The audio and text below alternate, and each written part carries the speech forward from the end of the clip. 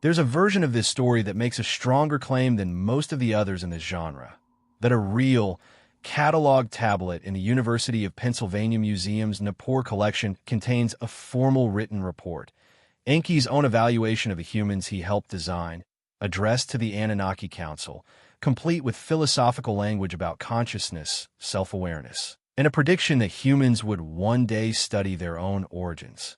And it closes by insisting directly that this isn't a fringe claim, that it's simply what a real document in a real archive actually says. That specific insistence is exactly why this one needs the most careful handling of anything we've covered in this series. When a story explicitly tells you, this isn't fringe, this is real and undisputed, that's the moment to check most carefully, not least carefully. So let's do that. First, the real material, because there's genuine ancient text underneath this, same as with the others. The Atrahasis epic really does describe the Igigi, the lesser Anunnaki, revolting against forced labor, and really does describe the senior Anunnaki responding by having Enki and the birth goddess create human laborers from clay and divine blood. This is real, well-translated Akkadian and Sumerian literature.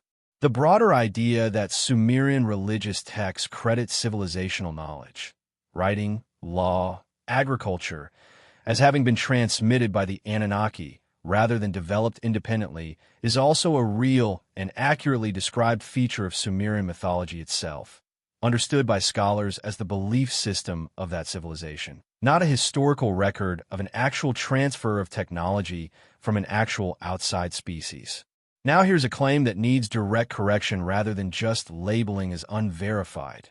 The idea that Sumerian civilization appears in the archaeological record already formed, with no evidence of gradual development, sometimes called the Sumerian problem. This is not an accurate description of the archaeology, and it isn't standard terminology used by working archaeologists in this field.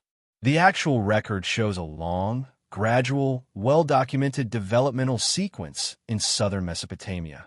The Ubaid period, running for roughly 2,000 years before classical Sumerian civilization, shows increasingly complex village settlements, developing irrigation, and early administrative tokens used for tracking goods, which themselves gradually evolved into the pictographic and then cuneiform writing system over further centuries during the subsequent Uruk period. Writing didn't appear complete and sudden. The archaeological and epigraphic record for its gradual development from simple clay tokens to abstract signs is one of the better documented technological transitions in the ancient world. Presenting this well-understood, gradual process as an unexplained sudden appearance isn't a matter of interpretation. It leaves out a large, established body of archaeological evidence. Now, the tablet itself. There is no publicly documented catalog tablet in the University of Pennsylvania Museum's Nippur collection or anywhere else containing the specific content described here. A formal report by Enki evaluating human consciousness, proposing a new philosophical classification for humanity, and predicting that humans would eventually study their own archaeological origins. No accession number is given, no publishing scholar is named, and no such document appears in any accessible museum catalog or academic bibliography. This matters because the Nippur tablets are genuinely among the most thoroughly studied cuneiform collections in the world. A document with content this distinctive, if real, would be among the most discussed cuneiform texts in the field, not a quiet footnote.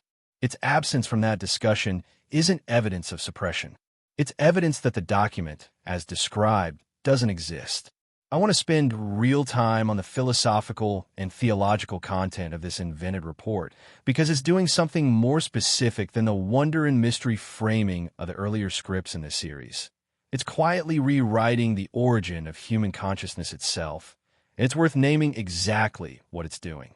The report describes something being placed in the clay with foreknowledge that it would wake, using deliberately passive construction, as the script itself even points out, so that no actor is ever named. Who placed consciousness in humanity is left as an open question the tablet supposedly refuses to answer.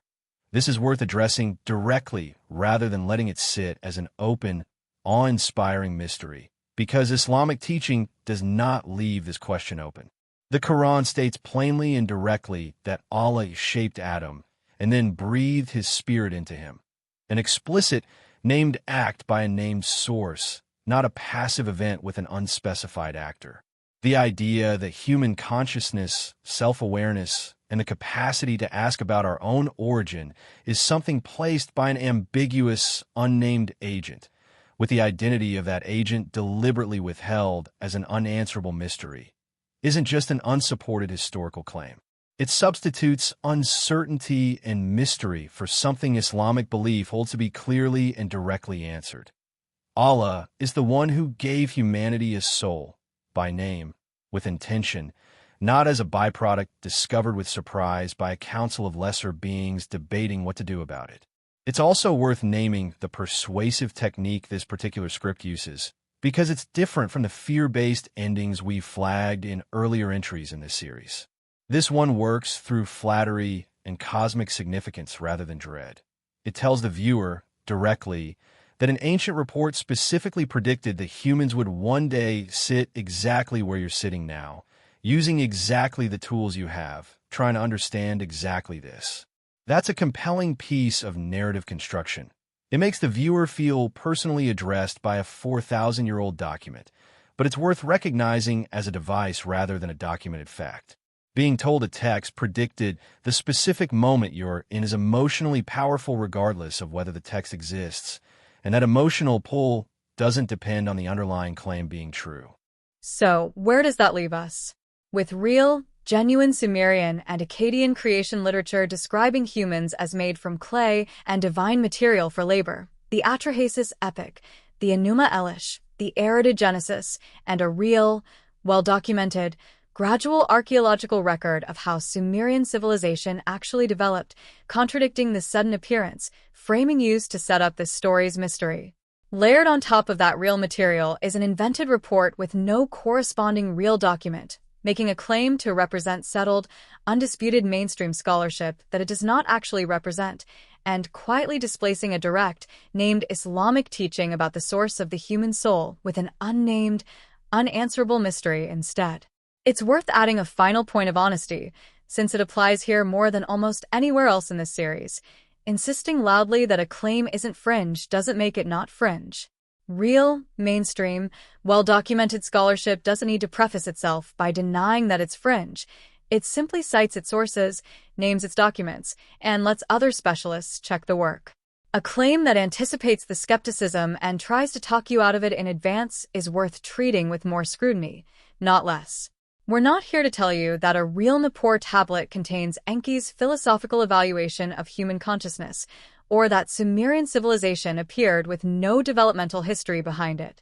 What we can tell you, with confidence, is that real Sumerian and Akkadian texts do describe humans being created from clay for labor, that Sumerian civilization's actual emergence is a long, gradual, well-documented archaeological story rather than a sudden, unexplained one, and that the specific tablet, its content, and its claim to represent uncontested mainstream scholarship don't correspond to anything that can be found in the real historical or academic record.